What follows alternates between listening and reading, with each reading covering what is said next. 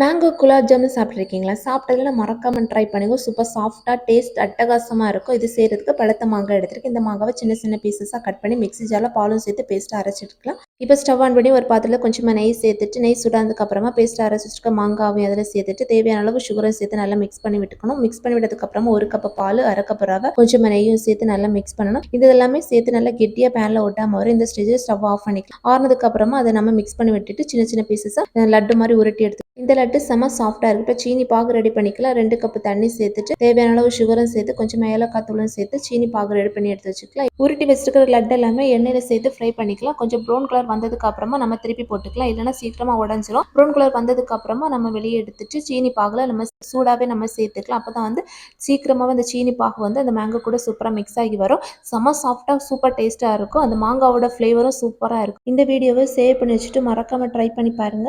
Super டேஸ்ட்டா இருக்கும்.